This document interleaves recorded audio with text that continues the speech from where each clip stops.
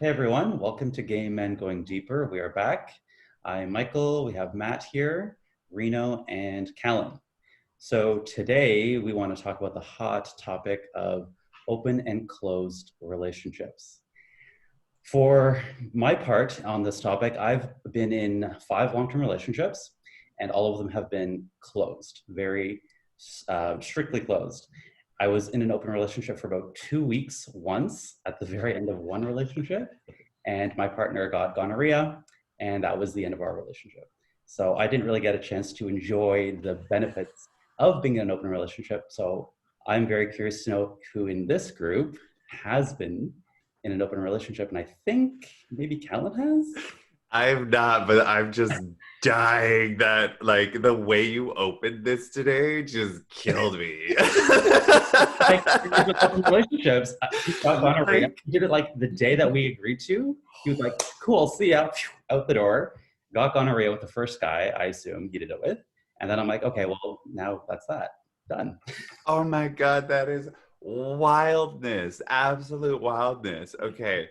No, I've not had that. I've been in 2 long-term relationships, which were both very close. But growing up, I always thought I was going to be in, like, I was going to find the one, marry the one, knight in shining armor, that whole fairy tale story that Disney sells us. And it's just like, ah. But now, as I'm getting older and looking around, I'm starting to realize that I'm like, the reality is so many people cheat. And it's a human function and people don't talk about it, but it happens. And then also like 50% of marriages end in divorce, probably a lot to do with cheating, or they want to sleep with somebody else, or this, that, and the other. So my rational, logical mind sits back and goes, okay, well, what's a rational explanation to this? And I started looking at a lot of my friends who had open relationships in my older years, and seeing that they actually have really well functioning relationships, and they have rules, they have regulations, they have ways that they've set out that works for them. And I'm, who am I to tell anybody how their life works better for them? Like, this is just my perception, but I'm looking at them and I'm going, you know what, they might be onto something, because for the most part, they actually also seem happier than a lot of my, like, well, that's a judgment, but they do seem like more well-rounded, happier than some of the couples that I know are in closed relationships who get very bickery and very like on top of each other. So I'm curious in my next stages of life whether I will eventually find myself in a open relationship. I do think that in order to have an open relationship, it needs to start off closed. I believe in building like a solid foundation between the two people who are going to be involved, and that in order to have an open relationship that functions well, that's healthy, you need to have that solid foundation first built on trust. So like Michael, you obviously like had just started and it was a whole thing. I think of it more like, we're together for a year or two or however long feels right. And then, we start exploring those other areas, because we all know just because you're with somebody doesn't mean you stop looking at other men or finding other men attractive. Like, that's ridiculous. So if you can bring that into your relationship and it actually adds value to it, then why wouldn't you take it deeper and add that value if it is bringing something to you guys? Like, maybe I know some couples who only play together, like that's their rule, they only play together. I know other couples that only play apart because they're like, no, we don't want to see the other person or do that or hear about it. Other people want to talk about it, some people don't want to talk about it. Like, you have to find out what rules work for you and go at it at your own pace, and you have to communicate. But I mean, I'm really curious about it. I think it could be a really fun and amazing experience to go through with somebody else, and it could add value. But until that happens, who knows? But that's kind of my take on like open and close. Like, I'm very optimistic about it right now. Hmm. That sounds fun. And actually, you know what? That sounds great. So anyone else who would agree with Helen on that one, I would be willing to try it as well under your exact same scenario. Like I would say trust communication, all these things would have to be there first. So yeah, who else? How about Matt? Well, I just want to like honor how I'm feeling right now. And I'm like, Whew, like my heart is pounding. I don't know what this topic for me, it just brings up so much. It's charged with so much stuff. And I guess that's, yeah, I think it's going to be fun to unpack it. So for me, my experience with open relationships, I was my very first serious relationship in the Uh-oh. community. Did you You just guys cut hear out me? a little bit? Yeah, you cut out just a little bit right Okay. there. Yeah. So my very first serious relationship in the gay community was 8 years long. Okay. Um, the first 4 years we were closed, and then our intimacy kind of fizzled. The last 4 years of our relationship was open. And in retrospect,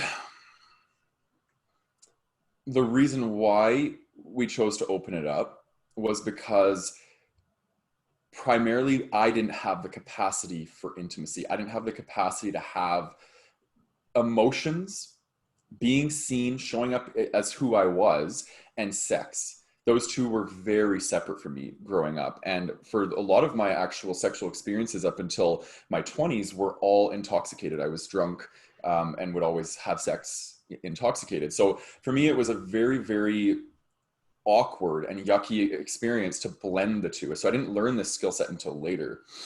And I think I'm so conflicted. I have these two stances in my mind around like there's a part of me that really thinks there's a lot of value in opening up a relationship, and there's a part of me that feels very attached to the idea of monogamy and what that means.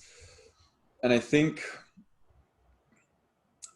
sometimes, well, I'm going to try and speak from my experience because I don't want to speak from other people's experiences. So yes, my experience with um, monogamy led me to not be able to get to a place where I felt safe to bring these experiences together. So I created like an opportunity for me to be able to continue having sex and whatnot. And then it didn't really allow me to grow. And I think sometimes in a relationship, we get to these places where our intimacy or like the sex becomes like stunted or stagnant. And I really think that if we're exploring the depths of who we are and we're allowing ourselves to be seen, I think monogamy can be a really beautiful thing. And you can be with one person for the rest of your life, and you can constantly be feeling good about this because it's like we are very dynamic as human beings, and we're constantly shedding skin and regrowing new skin, and we're evolving and changing. And I think if you're willing to bring that forth with your partner, it's like you're rediscovering each other constantly because we're evolving. So there's a part of me that's I'm really attached to that idea, and I really like it, and it feels safe and it feels good. And I basically went from this relationship. It ended when I was 29, and then for the last 6 years, I've been exploring monogamy, and I've been exploring my anxious attachment style and how that plays out in my rigidity around only wanting monogamy and leading with that, right? Because I think it's important for us to explore different things and say, what does this mean for me? Like, and I started to get to this place where I was leading with the idea of one person having to meet all my needs and make them my everything. And this creates more anxiety for me because I'm putting all my eggs in this one basket, and it started to cause a lot of anxiety for me. So I've had a ton of growth in this area just in the last month. I started to attract guys. I started to insert myself in a way that was very, I want you to be my everything. I've had this attachment to monogamy. So I was leading with that. And then what I was noticing was that it was stirring anxiety in me. So I started to kind of lead with this, like, this person isn't going to be my everything. They're going to just be an opportunity to learn about myself. They're going to reflect back to me where I'm at in my process. And then I started to do a lot of ceremonial stuff. I study Peruvian shamanism, so I started to do a lot of these like ceremonies around like wanting to release this anxious attachment that I've had, this codependency that I've had in my life for so long, and I started to invite more secure, attached energy in, and it actually has been working phenomenally. And I've been attracting people that are fluid, right? They can come in and they can come out of a relationship with grace and ease, and starting to teach me how to do this. So now I'm like, it's almost like I'm reclaiming myself a little bit, because I think I was giving myself over too much. And now there's this part of me that's like, hold back some for you, hold back some for you. And then when I do this, I'm feeling really empowered and really confident and courageous to be like, yeah, I think there's a part of me that wants to explore what it would feel like to have multiple partners, and framing that in a way that doesn't have to be labeled as anything, right? Like, and for some people, they view that as dating, right? They're dating, but I would like to have, like, you know, knowing myself, and I've disclosed this in the last episode around being demisexual. Like, I don't want to date and have hookups with guys. I would like to have like 2, 3, 4 guys that I'm like have a beautiful intimacy with, and I can explore what that relationship feels like, and also be able to move out of that relationship and into something else, and then move back in. So I'm really practicing and playing with this term fluidity. And I don't know, if you would have asked me like a month ago, it would have been like, absolutely no, like monogamy is what I want. And now just something shifted in me, and I'm very open to creating experiences that feel right in the moment, right? And not have to be this like leading with these attachments around these beliefs that I've created about what this means to me. So yeah, anyways, that's kind of, I'm sure I'll unpack more as I go, because I'm still learning all this stuff. It's all so fresh to me still. So I'm sure things you guys are going to say are going to help me understand myself a bit better. But Can That's you say that again? I'm very open to. That was good. That was real good. What'd you say? I don't even remember. I'm very open to creating something to do with the moment. Very open to creating, allowing my experiences to create like right. me, like in the moment, like just and kind of rolling with it. Yeah, that landed for me big time, definitely. Yeah. Have you ever read, there's a book called The Ethical Slut? No. Okay, so you should read that book, because it talks all about all of this stuff, and it's very educational. And I actually put it out to the guys in the book club to add it to like the book club list. But yeah, that's a very big eye opener. And the way you were talking, it sounded very like like a poly type relationship, where it's like you don't go out and you don't like sleep with everybody, and it's not like everything goes, but it's like it's not just one set person. It's more like an exploration with set people. That it's like there's still rules and regulations, but it's not just one set person. Which I have a friend who's been poly for a long time, and like it totally works for him. I mean, you just have to find people that match that energy, but there is tons of them out there. You just gotta find them. I would do it. If a couple approached me and that vibe was there, and I got along with them, and sexually there was something with both, and like we had something, I'm totally open to exploring whatever situation is out there, as long as it feels right for me. And I do know couples who are in similar situations, and they just seem, and like we talk in depth about this stuff, because I mean, you know me, like I like to go deep on these things and ask a lot of good questions. And they have it seemingly figured out. Like they have their issues just like any other relationship, straight, gay, closed, open, but they've done a lot of that work on themselves and within their own relationship. And in their case, they were closed for, I think, the first few years before they decided to casually explore this other thing. And they did it together. Like they had a conversation about it, kind of like what Colin was saying, here are the boundaries. We're going to start just playing together, or we're just going to do this when we're on vacation.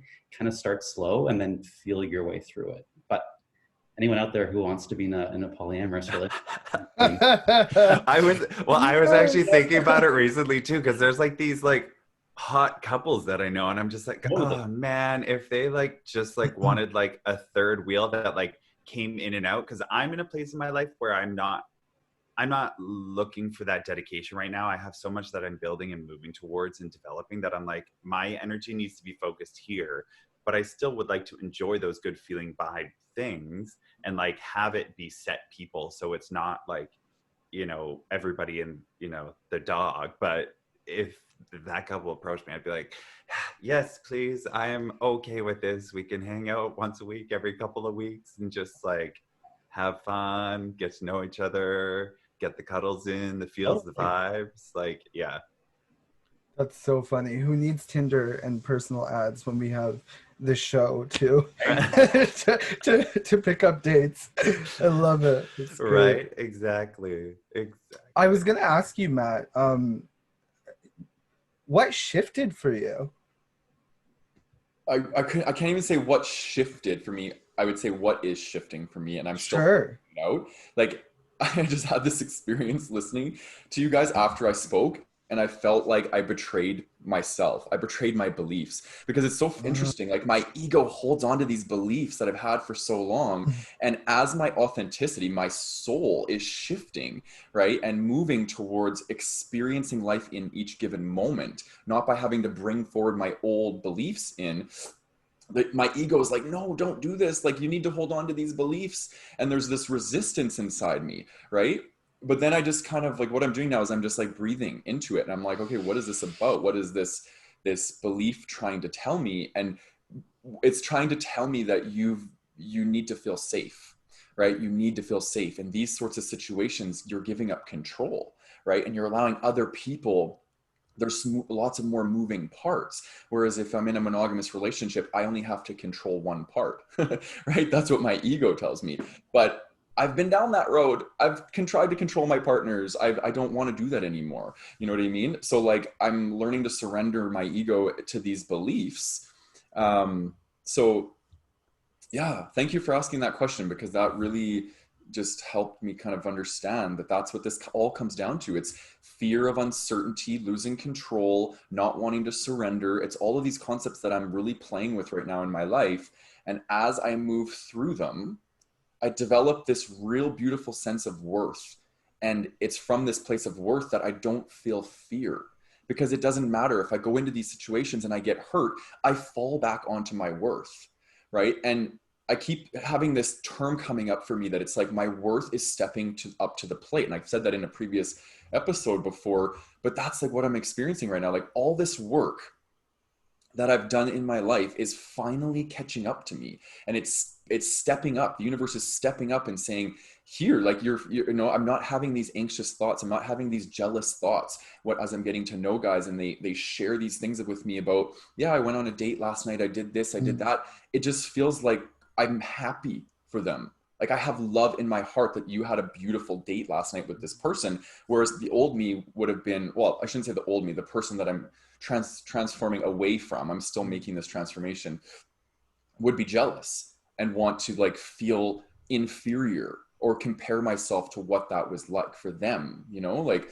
so yeah, I think it all comes down to worth for me. The self-worth work that I'm doing has just been so powerful. So I'm noticing as I'm listening to you speak, there's a part of myself that recognizes that it would be very easy for me to shame the part of myself that would have formerly been jealous or resentful in those situations. And so what I'm also noticing simultaneously, and I'm sure you understand this as well on your end, is that I can have compassion for that part of myself, the part of myself that would have, and maybe even still in some future unknown, unexperienced moment, might still have that come up, right? And I can hold love and compassion for the aspect of myself that longs for the safety, security, stability of knowing that I am someone's only, you know, and all, right?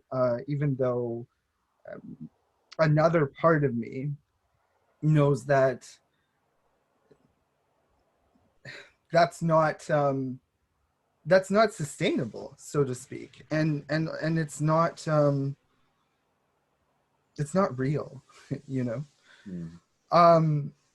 It's interesting. What was coming up for me as you were speaking was this experience I had recently. So before I get into my experience about open relationships, because I've been in 2, I think. It was probably a few weeks ago. I had met someone in person for the first time, but we had an ongoing sort of relationship digitally. And we ended up meeting and spending days together. We've since become very, very close friends. And what was really beautiful was we had this sort of romance and sexual experience. Like we essentially, we had sex. And what happened was there was a point where there was a lot of sort of, and this is why I love the idea of fluidity and things evolving in the moment and sort of honoring the truth of the unfolding, as opposed to being attached to how things ought to be or should be, or I thought they would be, is that there's a sort of, yeah, that openness relieves a lot of this sort of tension that comes up and this insecurity. So what ended up happening is this relationship evolved into this beautiful friendship that includes touch, that includes nudity, and that may include sex if we desire for it to include that. And so there was one evening where I was staying at his place and he had invited a lover over, and I wasn't quite sure where we were at that point. And so his lover came over and they went into the bedroom and they had sex, and I was out in the living room, and of course they had asked me beforehand, like, is this something you're okay with? And I said, yes, I am, knowing full well that simultaneously there were two things happening. I can be okay with this happening, and I can also feel a tension around it happening. So I'm out in the living room on the couch and I'm watching all of these narratives play out in my head. Like, oh, they don't love me. I've been abandoned. He likes him more than he likes me. You know, in my mind, there's a story about sex equaling love. And if I'm not having sex with them, then they don't love me, and all the things, right? And I'm lying on the couch and I'm just listening and observing and watching all of this happen, and I'm sitting with it. And as Matt said earlier, I'm breathing into it. I'm like, okay, cool, this is happening, this is happening. And then simultaneously there's self-inquiry happening. Is this true? Is it true that they don't love you? Is it true that you've been abandoned? Is it true that you're less than or less adequate or desirable because they're in there and you're out here right now, right? And I got to sort of work through all of that. And what was cool is that on the other side of it, and I remember sharing with them, because they were feeling kind of guilty about it, and I was honest about my experience, and then there was more guilt on their end. And I said, guys, I didn't share this with you so that you would take it on and feel guilty. I shared it with you because it was a valuable experience for me to have, to be able to sit in that tension and witness all of that thinking come up and all of those stories come up and just fall away. And it was like, wow, okay, all of that was there. How cool. And so for me, this whole idea of open relationships and being open to what's happening in the moment, it's sort of, it's been like this, it's been this like psychological, emotional, spiritual kind of like boot camp or training ground. And it's so fascinating. And when I initially entered into my first open relationship, I entered into it with the intention of growth, fully understanding that this was going to be an uncomfortable experience. There were going to be moments of joy. There were going to be moments of suffering. It was going to be difficult and fun simultaneously. And that on the other side of it, I would have learned so much and maybe let go of a lot, and found myself opening and expanding to experiences and an awareness that I did not know was possible. And so I hadn't really considered myself ever being in an open relationship for a long time. I was like, nope, I'm going to be married by about 35 at the latest, 2 dogs, you know, cute little penthouse loft in the city, and a cottage out there, and we're gonna have this perfect little marriage and be a power couple. And that was the dream, like, the sports car and the Jeep, and all of that. I was like, that's the dream. Life decided otherwise, and I'm actually quite grateful for it. And so my first open relationship, I met this guy while I was in Bali, And it didn't start out that way. It started out as two people engaged in a romance. And what was beautiful is we both shared this desire to really like go deep and get raw and get honest and explore like edges, like uncomfortable edges. So it was like, okay, cool. In this relationship, we're going to talk about the things that you're not supposed to talk about in relationships, right? So like if you're feeling something about dude who walks by, like we're going to dialogue about that. You know, if you had a thought that you wanted out of this at any moment, we're going to talk about that, right? Like we brought it all into the container and we were willing to explore any and everything that came up. And it was so much fun and I learned so much. And, you know, there were definitely moments where I recall us both coming back to one another and being like, oh my God, I had this amazing experience and I'm so excited to see you and share with you what happened and how good it felt and to try some of these new things that I experienced with this other person, with you. And that was really cool. And I was like excited too. Like first we'd open and we'd talk about how we were feeling. So, you know, hearing you say this, I'm noticing that I feel a bit like envious, a bit charged, a bit angry, maybe a little bit resentful, and simultaneously like curious, really curious, like, what happened? What's going on here? You know? And so there was just this, you know, in honor of the sort of theme of the conversation, there was just this total openness, not just in the sexual sense, but I mean, like we were in an open relationship. It was very open in all the ways. And I have to say it was one of my greatest teachers. Is that what I foresee in my future as far as relationships are concerned? I'm not sure. There's still a part of me that definitely loves the idea of, I'm going to say monogamish, right? So I love the idea of being with a person and that person being my teammate in life, you know.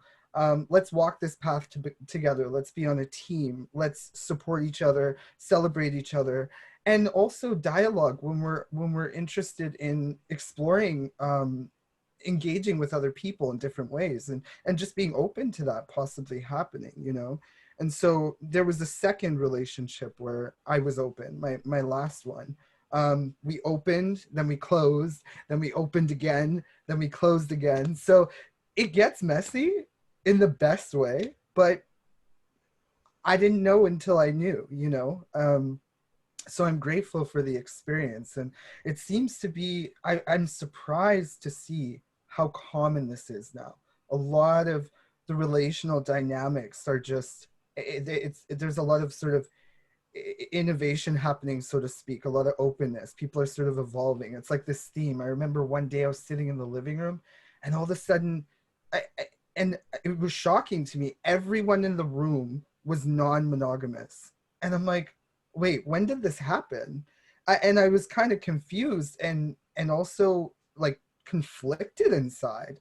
Like, I don't know how I feel about this, you know. So it's been a process, but it's interesting. It seems to be, you know, hashtag trending right now, but it's really cool. Yeah. Right. Well, I think there's two things I want to jump on that you said is my first thought is this something that we've just been taught? Is it supposed to be like this? And so then we're attaching ourselves to these ideas and what it's supposed to be, thought number one. And then thought number two is this just us starting to allow ourselves to just be ourselves now? So it's like, instead of it just becoming like a trend, it's now we're just releasing all the shit that we've been holding on to. And we're like, no, we're just going to enjoy life. And like, we're gonna go with what feels good because it's good to feel good. And if that feels good, go in that direction. I do think that, like Matt said, there is value in working through things one-on-one, being monogamous, the depths that you can go to, the things you can learn. And I think whatever road you go down is going to be the right road for you because that's going to be your journey. But like, I think that it could be, I like a lot of the things that you said, Reno, in regards to like your open relationship. It was going to be uncomfortable. You were going to learn. You knew that you were going to change from this. But that's like a metaphor for life. Like no matter what you do, you are going to have to be uncomfortable. You're going to have to learn. Like you go into a job not being perfect. You go into it knowing that you're going to have to learn and grow if you want to succeed and do better and like move up or however that looks. And it's the same for relationships. So that actually like makes me even more intrigued and excited about like possibilities and potentials of being like, just being completely open with the person, being like, okay, this is what it's going to be. I want to hear all these things. I want you to hear these things. And I was thinking in my head, I was like, I don't think I would have been jealous or angry or upset that they were sleeping together and I wasn't there. It was more like, I'm jealous because I want to also just enjoy that. Like, I'm like, I want to be the middle of the sandwich. Like, Yeah. And it's more like a fun jealousy, not like a angry-ish one. But yeah, I liked a lot of the points you said. Well, and the other thing that I loved about that dynamic, and I mean, it really set the tone. My last two relationships were just so significant and healing and opening and expansive. I love relationships. I always say if you want to evolve deeply and significantly, like start a business, have a child, or enter a relationship. Like they're just boot camp for sure. And one of the things that we were saying in that initial open relationship was, you know, I said to him, we were sitting down and I said, what's interesting about our relationship is that just when I think we've explored everything there is to explore, it's like we're in a room together. And just when I think everything we've explored everything that there is to explore, it's like a door appears where there was a wall. And we're both willing to open it and go through it. And then we enter this whole new room and we're like, whoa, what's in here? And then we explore it together. And I feel like to me that's exciting. I love the idea of that sort of romance and that being sort of the nature of life and our experience, just like discovery, you know. And so like this idea of open relationships, it's always sort of, we focus on the sexual aspects of it, and I feel like I got to experience it in so many other ways. It was like open in so many other senses of the word, you know, just layers and layers and layers. And that's exciting, as you said, Callum. Like, you know, I love hearing you and seeing you sort of light up at the idea of that, because it really is something special. Yeah. One thing I wanted to build off of what you guys were saying before around some of the, I want to kind of pull it into the sociology of the gay community, because I think one of the primary purposes of what we do in the Gay Men's Brotherhood is teaching men how to move from shame to self-worth, to authenticity, to deeper connection. That's kind of like what we're doing, right? And I feel like sometimes, this has been my experience, sometimes open relationships are used by people who are emotionally avoidant. So they don't want to go to the depth with one person. So they go to as far as they can, their capacity for emotional intimacy, and then they open up a relationship and they just keep going to these surface levels. Because when you're in a relationship with somebody and you're in this really deep part with them, there's an expectation for us to constantly be pulling back our layers, right? And allowing the person to see us. That's what true emotional intimacy and conscious relationships are about. And I think, so for me, as I navigate this new terrain, I've got to be really mindful of these people that want intimacy, or that they want to take it as deep as they can go, and then they move on to the next best thing that comes along, you know? So I would say for people that are watching this, just be mindful of the intention behind why you want what you want. It doesn't matter what you want, just celebrate what you want, but be very mindful of the intention. Do I want an open relationship because my capacity for emotional intimacy is not as developed as it could be, right? Like, just get curious with yourself and lean into that, because there's so much to unpack there when it comes to, like what Reno said, like that's like a boot camp for life and evolution of our consciousness, is being in relationship with other people. So something to explore. And I'm glad you said that, because my second relationship was the one that put me onto and made me aware of how I might have been using the idea of being in an open relationship to avoid going to places. And I didn't know that I was doing it. It wasn't until my partner stopped me and said, hey, what's going on here?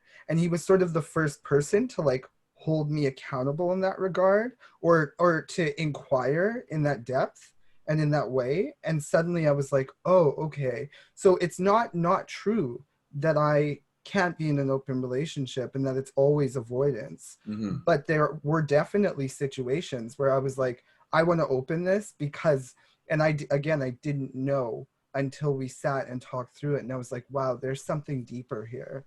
You know, there's something much deeper going on here, and it was a form of avoidance, and I see that now. So I think that's why I said earlier that if I was really going to do it with one person, that it would be like we'd build that foundation first, because I'm fine diving to those depths. I love that. Like, I can be there and sit there, and that's what scares a lot of people. And they're like, oh, you can go there, I can't go there, this is too much. Thanks, nice to meet you, have a good one. But that's why I'm like, I would build that foundation first with that person, so that then I can take it and be like, cool, awesome, like we've built this depth, we've gotten to those places, it's going to keep going, but let's keep going and add these extra things on. Like, it's like building like a cake, you add in different ingredients and it just keeps building and building and building and building. And I think part of that building is the communication piece. So people talk about relationships. I think the conversation should be about open communication and honest communication. So, you know, what I think it was Rena who just said, whatever your needs are or your desires are, just honor them. Like, there's no right or wrong, just know what they are and ask the why.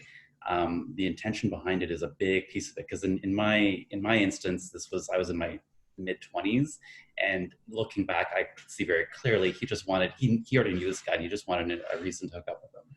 So instead of saying, hey, Michael, listen, like, I like us, we're doing things, but I met this guy and we have a really awesome sexual chemistry, like, that conversation never happened. I don't know if he was able to do it, or even if I would be at that stage in my life willing to receive that without feeling jealous and rejected. So that's what played out in my situation. But I think like, we four here have the benefit of having language around these things. And I hope anyone who's watching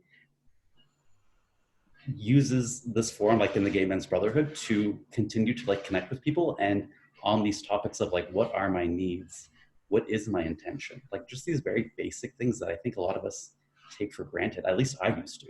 And I ended up in these, like, Matt's perfect example, like, one relationship, you know, made it to level 4. That's as deep as I can go. So instead of going to level 5 and deeper, I would just have a multitude of people on the surface, a lot of them, but nothing really deep. And now at the stage of my life, I would rather have 1, 2, 3, whatever, it doesn't really matter, but I want to go deep. Yeah.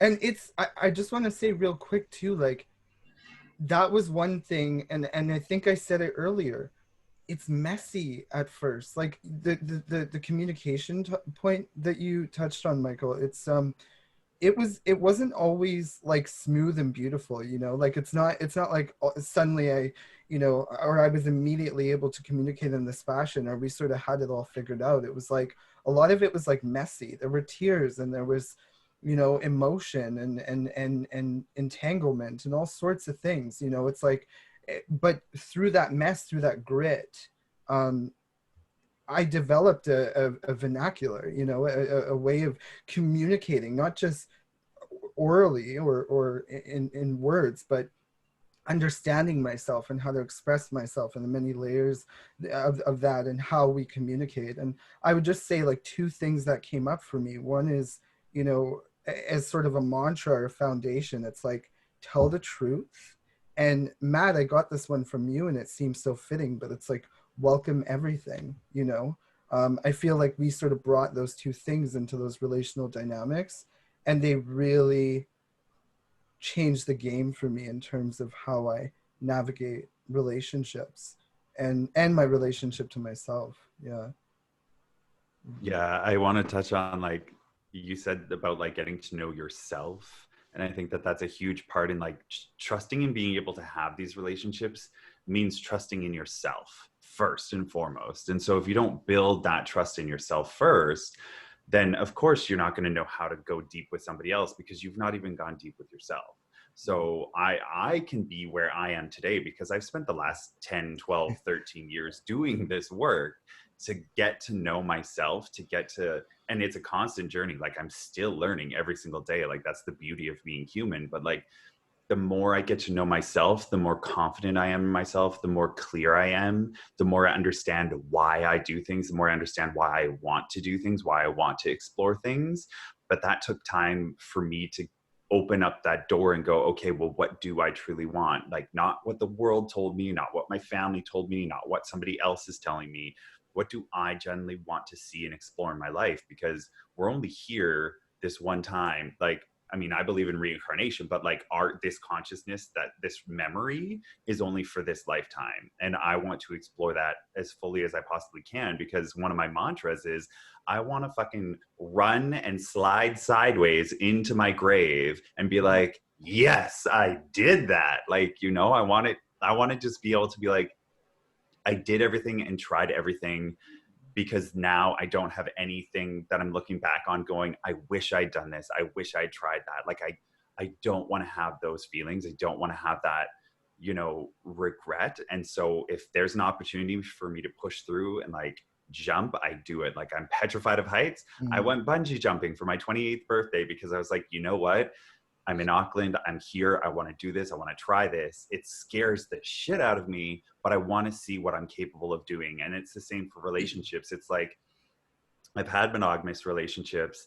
I'm not actively looking for open relationships, but I know that that's in my peripheral and I want to try that because I don't want to look back on my life and be like, I wish I had at least explored that, at least seen what that looked like to open up the doors that, you know, Reno was talking about of like, what am I going to learn there? Like, I know I'm going to learn stuff there. So like, I want to be open enough in my mind that if the opportunity is presented, I can go, cool, let's go down this road and explore this. But you have to be able to first figure out who you are and be comfortable in who you are in order to go down that road with other people. Because if you're unsure and you have all these insecurities and all these things coming up for you, and you're not conscious about it, that's where things are going to get messy. But if you're conscious about it and you're like, you know what, I know there's a lot of work going on, but I still want to take these steps, at least you're making the conscious effort to work on yourself and also, you know, try and figure out the things that you want, need in your life.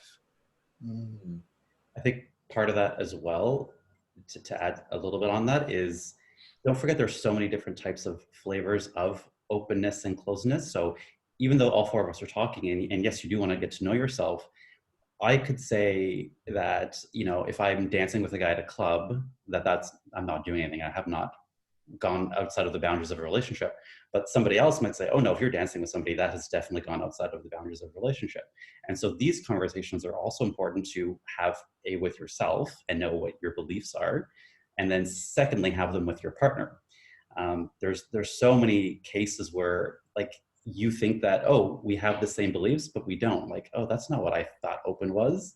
And, you know, that's a big piece of it. And some people have open relationships just primarily like for sex. Like, it's just like, I just want to hook up with the person. I don't even need to know their name. I'm going to go find them on Grindr. They're going to come over. They're going to be gone. And it's fine. Whereas other people definitely, like in the demisexuals at Matt, is that the word? Yeah. Who are more demisexual are more likely to kind of engage in these polyamorous relationships where you can dive deeper in the emotions and have like different deep relationships with different people, which has its own benefit. So, you know, like you guys probably all say the same, there's no right or wrong, there's no good or bad. It's just knowing who you are and then having the ability to have that conversation with your partner in a very safe, open way. I mean, it's going to be uncomfortable, right, Reno? Like it's going to be uncomfortable, it's going to be messy, but that's where the growth happens, in the mess. Yeah. And I feel like honesty and curiosity, like they're, for me at least, they've just been, those two things have really been like they played such an important role in me growing into a more authentic life and more authentic relationships and that sort of thing. And I can even remember being at the bar with my ex and saying to him, you know, I noticed you were checking that guy out over there. You know, would you like to go dance with him? And not really knowing what was going to happen on the other side of that, like opening that up, you know, it's like, oh, what's going to happen here? But but always just kind of approaching things with this honesty and this curiosity. Like if you're feeling something or you're thinking something, share it with me. I'll do the same, you know, and let's be curious about it, you know, as opposed to closed. Let's be curious. Curiosity, it has been such an opener for me. It's just like, yeah, what's here? What would happen if I spoke my truth in this moment? What would happen if I honored this, like, this idea, this thought, this pull, this resistance, whatever it is, you know?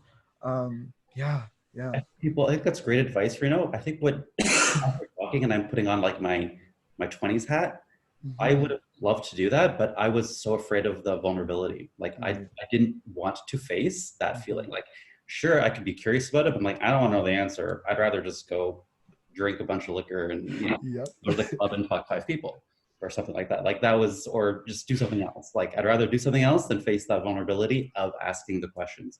So how would you, as someone who I mean, I see you as someone who's very good and comfortable exploring those edges, as you say, how did you get over that fear of the truth, of the authentic, what was in there?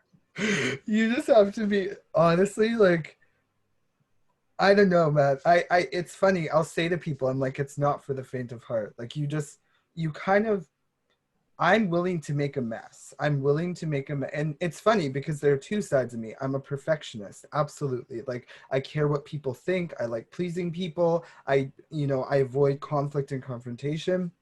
And then on the other side of me, there's this like shit disturber that I honor, who's like, I wonder what would happen if I did this, or I said this, or, you know, I spoke this truth. And I think I'm willing to honor and hold all of those parts of myself. And so in those moments, it's like, yes, there's a tension that's going to come up, right? It's like, okay, I'm curious about this, but also I don't know what's going to happen on the other side of this. I just know it's alive in me right now. And so I'm going to honor it. And it's funny, there's a quote, it's by St. Thomas. And he says, if you bring forth what is within you will save you. And if you do not bring forth what is within you will destroy you.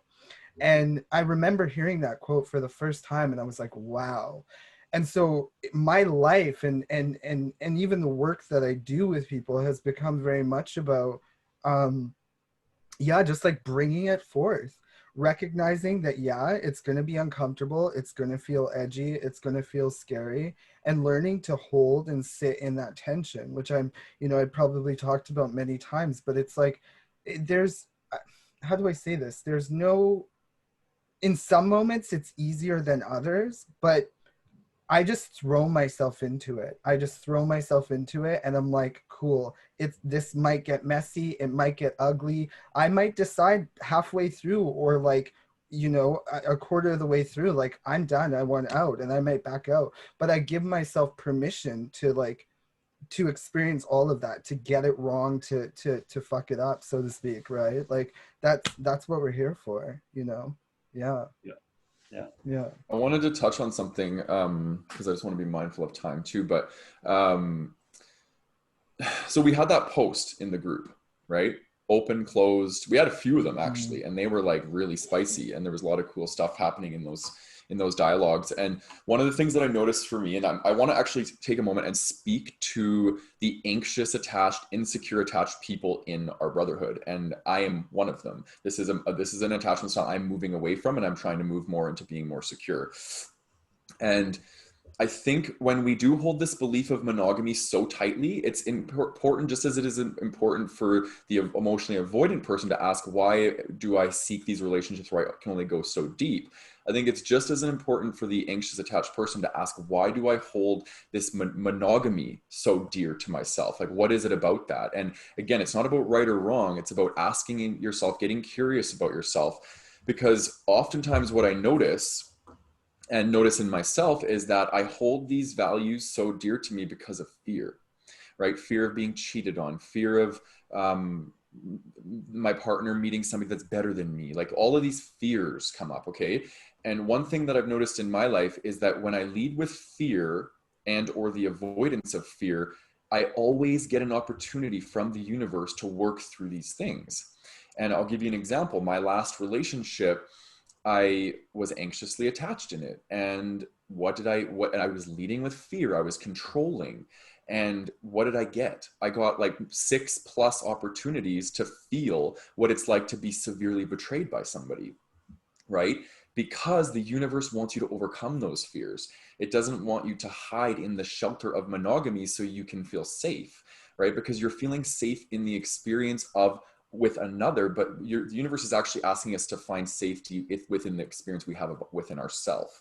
And that's been my biggest lesson in moving through my attachment style. So I did want to point that out, because I know a lot of people, you might be watching this video and you might feel like triggered, you might feel charged by some of the things we're talking about. And I would just really encourage you to lean into it and ask, what is it about? And what part of me is leading with fear? And what part of me is leading with love? And we all have two parts. We're all going to have these experiences, but try to kind of understand them. And the more fluidity you can move between those two, and with true self-honesty, I think there's a lot of stuff there to be learned. Mm-hmm. And I want to add to that, that within that, there's this like illusion of control of like, if I'm in a monogamous relationship, I'm in control, the situation is in hand. And it's like, that is such an illusion. Nobody has any control or has any right to have any control over anybody else. Yeah. And the only thing that you have the right to control is here. It's in your own mind. It's in within your own self. You have the choice to say yes or no. You have the choice to go on the journey or not go on the journey. You do not have the right to tell somebody else what they have to do. That is their choice. They are their own individual human. So this idea of like a, monogamous relationship that is like, oh, well, I now get to dictate and control this other person. That is fear. That is speaking through fear, because you have this fear that they will leave you, or they won't listen to you, or they won't love you, or this, that, and the other. And that stuff you got to sort out with inside of yourselves. And yeah, that's a fucking scary journey. But if you don't go down that journey, it's going to follow you your whole life. And so you're here, you might as well as go down the journey, because it's not going to go away. As Matt says, it's going to show you again and again and again and again. And until you look at it and love it and go, you know what, you're here for a reason. I'm going to work with you. I'm going to figure it out. It's going to be a journey. It's going to get messy. But, I would rather try going down that journey and working on it my whole life than like pretending it's not there and going through life in that difficult stage of like constantly be pushing back and fighting the fear and anxieties and all these other things. This is why people have all these tensions built up inside of them, is because they're just so afraid to go down that journey. And that's why I'm so grateful for the Brotherhood, because we're allowing this space to open up for everybody to be like, you don't have to go down it alone. It doesn't have to be this scary thing. It can be ridiculous. It can be funny. It can be outrageous. You can get angry. You can be happy. You can be sad. It can be everything. But when you do it with other people holding your hand, it's not so scary. It's liberating. I think we can all say, once we let go of that trying to resist the fear, and when we're willing to get messy, it's so liberating and so nice. And your relationship with yourself will improve. Relationships with other people will improve, and it's a wonderful experience. I think we scare people sometimes talking about all the shame work we do, but honestly, guys, it's like worth the effort. Anyone who's been on the journey, obviously, like knows that it's worth it. Otherwise, we wouldn't be here doing this, having this group, having this discussion even. Right, 110%. Well, we're almost coming up on time. Does anybody want to add any little extra tidbits before we say peace, love, rainbows? Also, I just want to share one quick thing. So I always say welcome everything, because if I didn't welcome my fear, right? Because I said fear and love, kind of two things, we're moving through them. If I didn't honor my fear was the thing that taught me what my values are. Right. And I became a better choosy partner. I can choose better because I know what my values are. So my fear taught me what my values are. This is what I don't want to experience. I want to experience this. So there's so much value in exploring and leaning into your fears, not just like, oh my God, to feel fear. It's to learn, to educate yourself in what you need out of life in order to have a positive experience of it. Yeah, that's good. I was listening to a conversation by Liz Gilbert, and she said, and I love this, she said, I'm one of the most fearful people I know, but I've always been just a little bit more curious than I am fearful. And I feel like when I heard that, I was like, yes, that's me, right? And so it's like, yeah, the fear's still there, and I honor it for how it serves me, and simultaneously I'm always like, just a little bit more curious, like, what would happen if,